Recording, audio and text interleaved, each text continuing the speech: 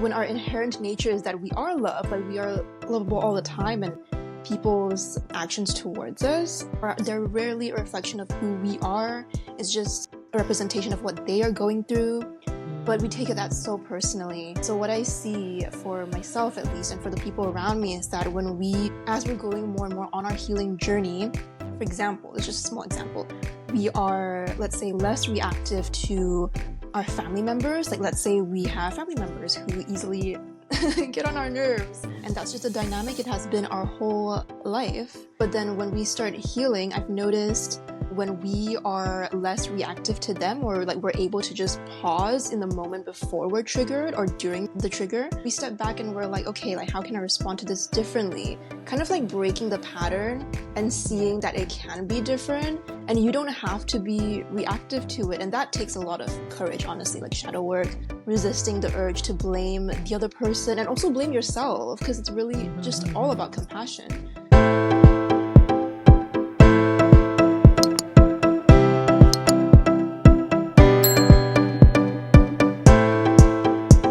Today's guest is Leona Khong, an energy healer, intuitive channeler, and yoga teacher. She believes that if we were to all heal ourselves and our wounds developed from childhood or past lives, these healing effects would ripple out to the collective consciousness as we are all interconnected, and humans would naturally cease to harm one another and Mother Nature. Her work has a focus on connecting individuals with their spirit guides, as well as on shadow work, helping them alchemize their fears and limiting beliefs into paradoxically their greatest gifts. Welcome, Leona. Hello, Anita. Thank you so much for having me here. Well, I am so excited for this conversation, and I am going to learn so much. I know a little bit perhaps on each part of it, but not enough. So I'm really excited for our conversation. I mean, maybe the part that you are knowing about could be the parts that I don't know about yet, So I might be Oh, learning lots too from this convo. absolutely. Yeah. So, to start with, what is one of the most courageous things that you have done? Courageous things. Oh, definitely leaving my 9 to 5 corporate job before I even reached my mid-20s, I suppose. And that was last September. So Wow. I left that job and I became a yoga teacher, which I really loved that. But I feel like for quite a few years now, I was quite aware that my main medium that I wanted to work with, medium as in, like, for example, farmers use the land as their medium and data analysts use numbers as their medium. But for me, I've known for a long time I wanted to use energy as my medium, so the non-tangible realm, basically. Yeah, so that was my dream, to have that be my main business. And so this year, March, I finally launched that business and I went into it more full time. And of course, I still teach yoga. But yeah, so my main work now is whatever you just said in my bio: energy work, channeling, yoga. Wow, that's brilliant. And yeah, so what took you on your journey of becoming an energy healer and intuitive channeler? Because I know you've just said you gave up work, and that's very courageous at your age. Definitely Thank full-time you. career to do Yeah, your yoga teaching. Yeah. thank you. It was definitely a lot of internal crisis for sure. Like I had to go through so much fear blockages, and sometimes it would just not be easy. And most of the time it was me who was my own cheerleader. And yeah, to answer your question of how I started, I suppose like my own spiritual awakening first started about 7 years ago. So this was when I was in university at UBC. I believe I was in my second year. Anyways, I went through this. I was, a stressed kid, stressed about exams and everything. And I did this. I was going through meditations, like guided meditations on YouTube to like help with stress. And I stumbled upon this one like inner child hypnosis guided meditation that was a bit longer, like 40 minutes. And I tried it out of curiosity. And then I ended up like crying. And I'm like, whoa, like I've never like, cried from just like anything like this before, from like like it was a healing kind of cry. It was my first time having that experience, and I'm like, wow, what is this? Like, it felt like a door to like a void within me that I wasn't aware of had suddenly opened. And I just realized that like I thought my whole life that I was loving myself enough, but I wasn't. It was really just all these like layers of ego and like masks of like, okay, maybe I'm talented, so like therefore I'm worthy of this, blah blah blah. But I wasn't truly like I could be loving myself so much more, like deeply and truly. That's what I realized. And my inner child was so deprived of that. So yeah, like that meditation revealed a lot to me. So Mm. that's how my healing journey started. Lots of like synchronicity started happening after that first spiritual awakening. So I'm like, Mhm. wow, okay, like that was really the acceleration of my spiritual journey.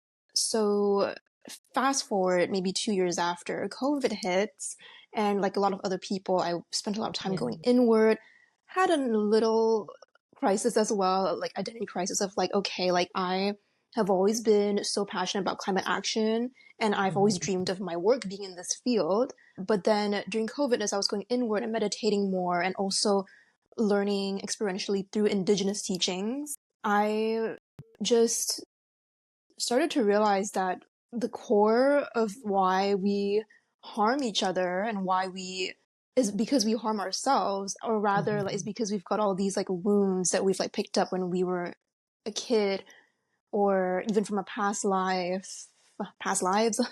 And we're almost kind of like walking baby adults, like carrying these wounds that have not been like looked at and healed.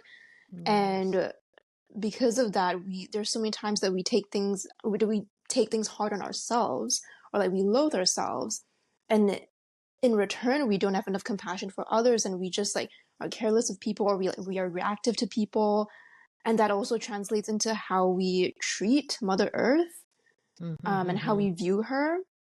So yeah, just this whole, it was very heavily influenced by indigenous teachings of like, okay, we're all connected, like we're all one. So Okay. yes, that's what led me to eventually focus on wanting to do one-on-one healing work. Obviously, I feel like climate action work is still so important, but I think like me Yeah. as an individual, that's not my personal calling in this lifetime. So I still Mhm. like have so much respect for people who do that work. I just feel like my calling led me to healing. I hope that answered your question. Yeah, That was a yeah. very I've long got some. answer. No, no, absolutely not. I've got some follow-up questions anyway. So Hmm. I think it's really is important. I mean, everything you're saying, absolutely.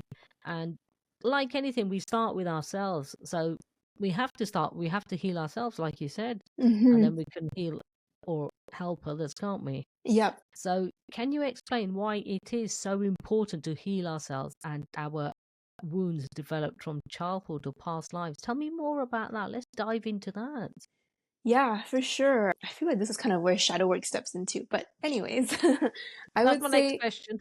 yeah, I would say long story short, it's all about being so compassionate with yourself that, no matter what, regardless of what external situations happen, Hmm. obviously we're human. As long as we're in this human body, our ego will always react to something. We can't be happy and calm all the time, but we can make things so much better for ourselves just by like looking at what makes us tick, what makes us feel like Hmm. angry or triggered, or, because when we're triggered, I feel like the deeper feeling most of the time is that we feel unworthy of something, or that we feel unlovable. Or if this Hmm. person reacts this way, like, oh, like we feel so, just so unloved, like so unlovable. When our inherent nature is that we are loved, like we are lovable all the time, Hmm. and people's actions towards us they're rarely a reflection of who we are. It's just a representation of what they are going through, but we take it that Hmm. so personally. So what I see for myself at least, and for the people around me, is that as we're going more and more on our healing journey, for example, it's just a small example, we are, let's say, less reactive to our family members. Like, let's say we have family members who easily get on our nerves, and that's just a dynamic it has been our whole life. But then when we start healing, I've noticed when we are less reactive to them, or like we're able to just pause in the moment before we're triggered or during the trigger, we step back and we're like, okay, like how can I respond to this differently? Kind of like breaking the pattern and Yeah. seeing that it can be different and you don't have to be reactive to it. And that takes a lot of courage, honestly, like shadow work, resisting the urge to blame the other person and also blame yourself because it's really just all about compassion. So yeah, what I've seen is that when people behave in a non-reactive way to these family members, what happens is that it affects those people in the dynamic as well. So it affects the family member, and they start to kind of get curious, or like they respond to the dynamic in a different way themselves because it takes two hands to clap, right? If there's a dynamic, like one person, like both people will always be responsible in a way, even though sometimes it seems like one's the victim, one's the perpetrator. Anyway, that gets a bit complex. Yeah, it's really like amazing and feels fulfilling sometimes to see that family member also change and they start to look at themselves also. It's just, yeah, I think that's just a small example of how like healing ripples out. And even like smaller examples, like for example, if a stranger like says something mean on the streets or something and you reply with something that's just kind of neutral and not reactive, like that angry energy or hurt energy from them that they've already been in before they crossed paths with you, so it has nothing to do with you, but like having someone react to them or respond to them in a non-reactive way is actually pretty healing for them. Like, it just like kind of neutralizes their energy, or like, it makes it dissipate, and they're like, oh, like they're like kind of snapped back into like, oh, like, you know, like it's just a kind thing to do. Not that we're responsible for other people's feelings, of course, but it, yeah, like every single action and response of non-reactivity like helps others so much. Yeah, absolutely. I Mm-hmm. love the analogy of it takes two hands to clap. Absolutely. Mm-hmm. Yeah. And it is about rather than reacting, just respond. And I absolutely love everything you're saying. I can truly understand. Yeah, self forgiveness is really important as well. And not to blame others. I can Yeah. absolutely understand that. So, Yeah. yeah. So, yeah, love what you're saying. So, tell me more about. I'm Uh, happy to talk about the forgiveness part too.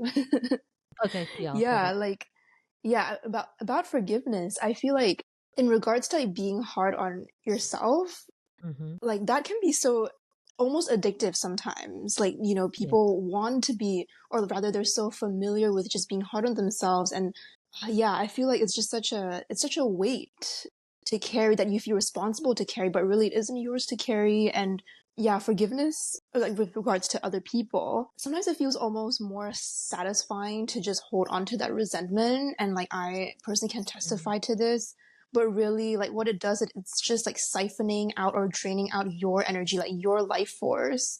And it really is like just a little toxic. And like you could, Mm-hmm. yeah, like it's really interesting how like there's that ego's satisfaction from feeling resentful, but then the true self wants to really forgive. And it's like sometimes it's a tug of war between the Mm-hmm. two. But that being said, I feel like sometimes if you're, for example, really angry at a person whom you feel has like done you injustice, like I do feel like sometimes letting that anger out in healthy ways is really helpful and sometimes even needed for forgiveness to even happen in the first place. In a healthy way, of course, like not like cussing out the person, but I don't know, like going through your own anger releasing process, whether that's like screaming or like crying or I don't know, hitting a pillow. Yeah, there's so many ways that anger can be released without it being directed to the other person. So yeah, that's just another part of shadow work actually. But Yeah. yeah. And yeah, and I can totally understand that. And especially when you say that when someone's angry with you, it's usually something internal with them or why they're acting out. It's like you said, very rarely the other person's fault or it perceived to be. I mean, there are times when, it takes two to cause a disagreement or a misunderstanding, Mm-hmm. but it is about, there are so many misunderstandings. If you actually just listen to each other and work it through, it can easily be done. Yeah. Yeah. Mhm. So few things that happen, quote unquote, to you are reflective of who you are or what you deserve and how lovable you are. Absolutely, yeah. So tell me, can you explain more about the shadow work and why is it important and what it actually is? I know Yeah. we've just touched a bit on that. Yeah. Yeah, for sure. I feel like shadow work, normally I see people diving into shadow work about something when they feel like they've had enough of a pattern that they're in. Like, for example, maybe they're in a dynamic that they're not happy with, or they're wondering like, why do they constantly feel this, like, whether it's like dread or like persistent anxiety, just like a constant unpleasant emotion that keeps arising frequently. I feel like that could be an indication to like, that it would be nice to do some shadow work, which is, like I said, it's very courageous work because it literally is like looking at the parts of yourself. So to sum up shadow work in a nutshell, it's facing the parts of you that you would normally feel ashamed about or that make you feel bad about yourself. So I wouldn't be surprised if people have like a skewed perspective of it, because that doesn't sound very fun, right? Looking at the parts of you Yeah. that bring you shame. But shame, I like to say, shame is an illusion. Like it's like a surface level thing, a mask that stops you from going into the deeper wound, and that's the actual place that needs your love. And your inner child needs that love in that part as well. But I feel like one thing I've noticed about shame is that once it's acknowledged, or like once the person is aware that the shame is there, that shame easily dissipates and dissolves because it's already acknowledged. So it's like, oh, like the ego side of it is like happy, so it can kind of like float away.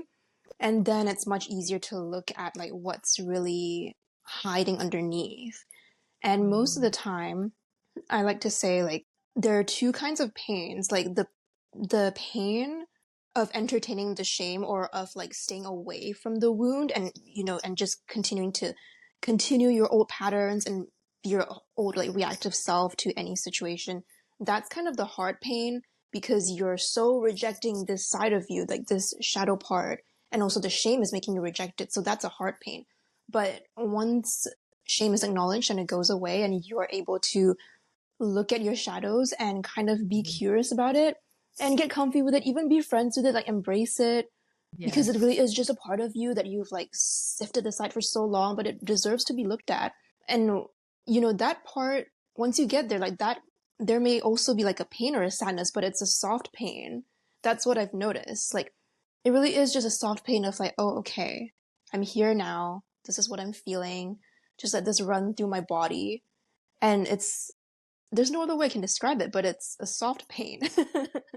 And it's like way less difficult than the hard pain. Yeah, I know it's very, sounds very intangible, but that's how I would describe it.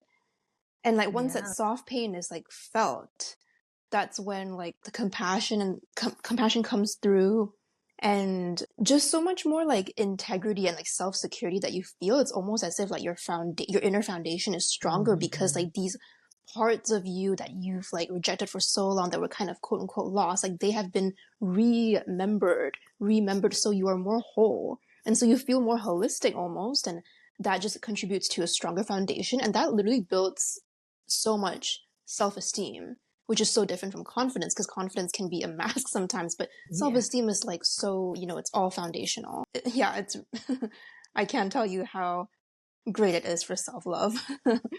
Absolutely. And it's so true on so many levels.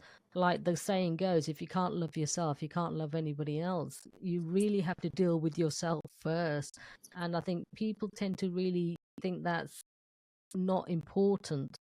And I think some people wear it like a badge of honor that, oh yeah, I'm doing this, I'm doing that. Oh yeah, self love. They seem to get it confused. Self love is selfish, but it's not.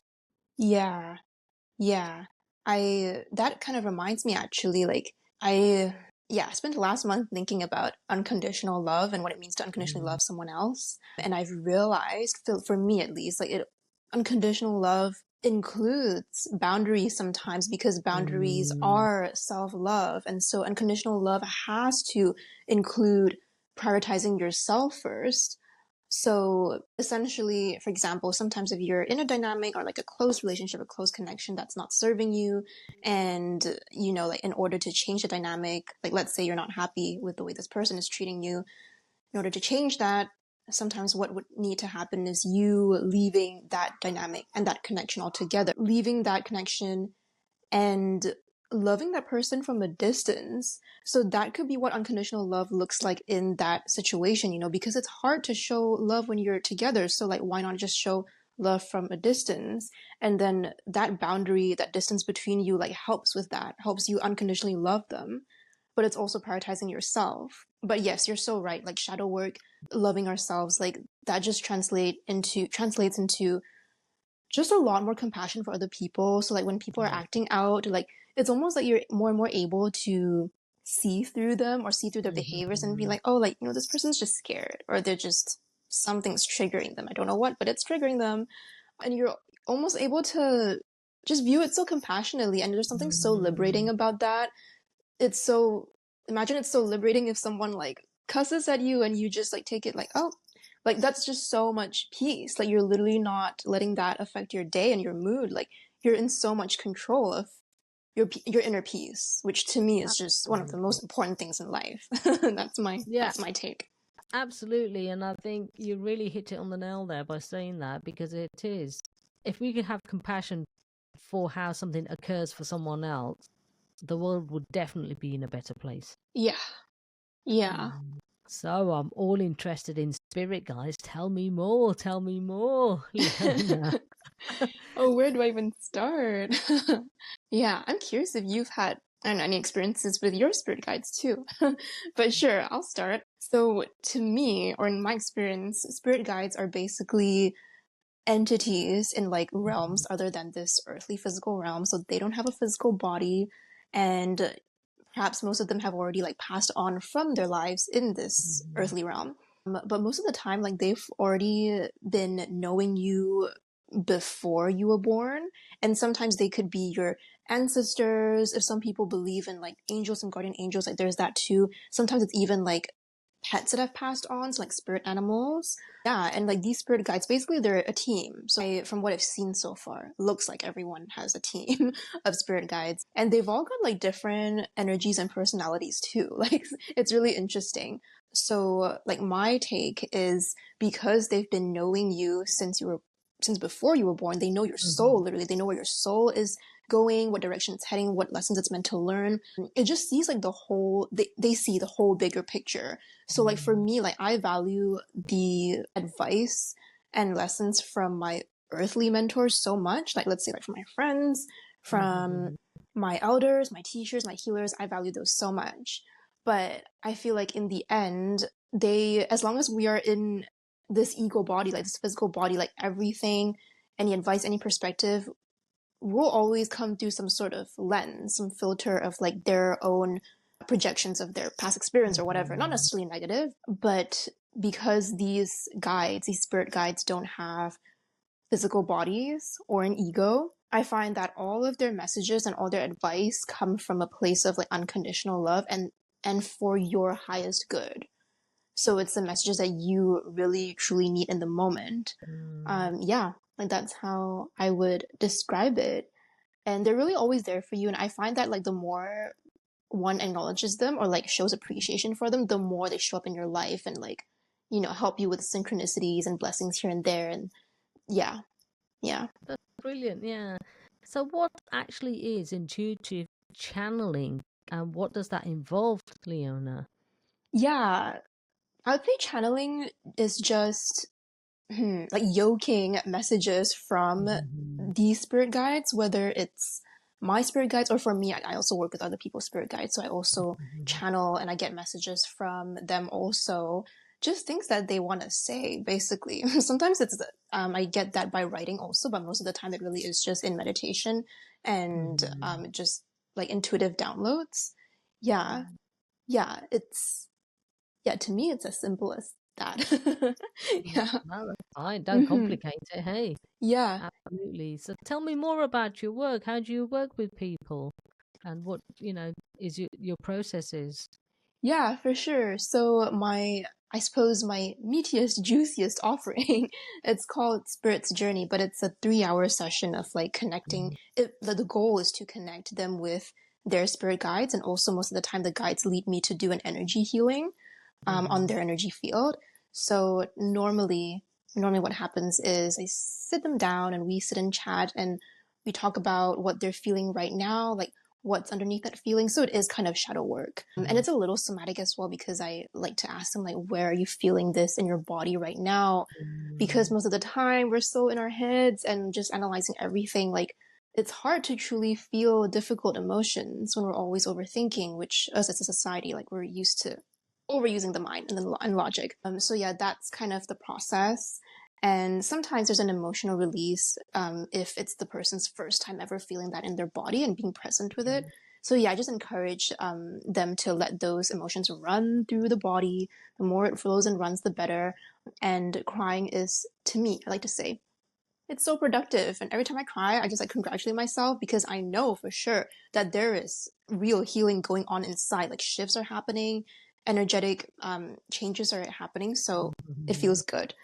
So yeah, and then after that, I do guided yoga with them and guided intuitive movement and voice. And all these things are for the objective of opening up their physical, emotional, mental, and energetic self to connecting with their spirit guides later on.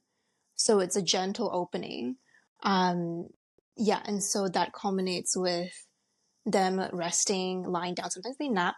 People knock out very easily. And then I would just connect with their spirit guides, ask them what they would like for this being right now, and then do an energy healing, get any messages from the guides. And then if they wake up and if there's still time, like, we do like a tarot card reading or an oracle card reading. Yeah. Wow. Wow, wow, wow. I love all of that. Yeah. Yeah, it's really fun, really fulfilling. Absolutely. And you've got to be open to it as well. I know some people are closed, but I'm very open to it. Oh, I'm And glad. Yeah. yeah, there's nothing to be afraid of. Sometimes I find people are afraid, they don't know what they're going to expect, but there's nothing to be afraid of. This is part of who we are. Yeah, yeah. And even with like mediumship too, because like I feel like sometimes I do mediumship work. I know when some people hear that word, they get a little scared, and I don't blame them.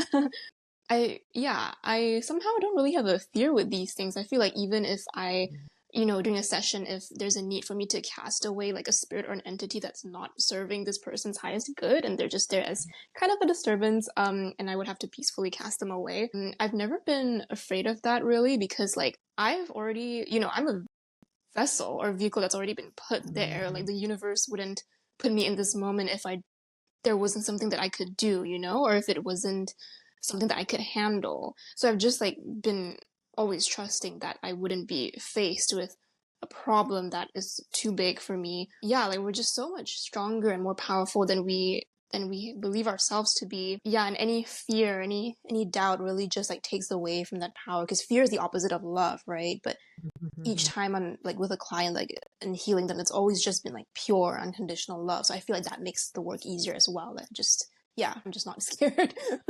Absolutely. Absolutely. And I don't think there is anything to be scared. Yeah, Yeah, I'm right there with you. yeah, Absolutely. yeah. So this is like a bit of a personal question. What is one of the most important lessons you've learned over your life so far then? Oh wow.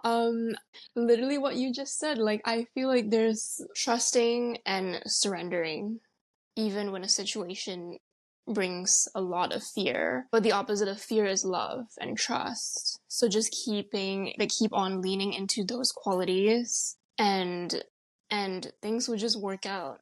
I just feel like things just work out. That's like the lesson. And also like not being afraid of stepping out of my comfort zone. That's another big lesson. Because like that itself can be so scary, like taking that first step, but that really is how like one expands and one realizes that, like, not that the grass is greener on the other side, but that there is so much more than the limited life that you think you're living right now, the limited person that you think you are now. Like, we are so unlimited as beings. Stepping out of the comfort zone more and more, like even now, like for the rest of my life, I feel like I'll always be learning to step more and more out of my comfort zone and keep expanding that way. And like that way, I personally feel like so much greater fulfillment and happiness lies out of the comfort zone. Wow, that's brilliant. Thank you for sharing that. Yeah, of course. Thanks for asking. What resources do you recommend, tools, daily steps to anyone that wants to start beginning to heal themselves? I know it's a big question that, but can you give us some tips? Yeah, for sure. I would say my top two would be, first, I feel like meditation is so helpful, whether that's like 10 minutes or 5 minutes, but even following like a guided YouTube meditation is so helpful. Either that or some sort of breath work, but that is more technical, I feel. So meditation's a bit easier. And if like sitting still is too hard, honestly, mindful movement like yoga or taking a walk, just being present and like focusing on your footsteps, being in your body and being so present that is a form of meditation as well. So it doesn't have to be like just sitting down, especially doing that in the morning. Like that just sets the tone for your whole day. And it helps you feel so much more aligned. And my second step, I feel, would be anytime you feel like you're triggered in a situation or like with another person, just pause and take a deep breath and keep repeating to yourself that I am still lovable. Like I'm still, even though at first it might sound silly and like unconvincing, but just keep repeating to yourself and your inner child, like I am still lovable. Because like the core reason of why you're even triggered in the first place from another person is because deep down there's a part of you that doesn't feel lovable. So like if you keep repeating that to yourself, like that will neutralize a lot of the negative feelings and emotions, and it'll make the process easier. That's brilliant. Thank you very much for sharing that. Of course, yeah. So, Leanne, where can the listeners find you online? What's your website? Yes, my website is so simple. It's just my first and last name, Leona Khong. Khong is Khong, leonakhong.com. And my Instagram username is also Leona Khong. And I love connecting with people on social media, so say hi anytime. And yeah, my Instagram is where I write and share a lot of things really, like about like my, I don't know, daily epiphanies and like insights and learnings. And then for my monthly or bi-weekly newsletter, which you'll see on my website, it's called my newsletter actually, because that's where all my musings from the heart come to like writing.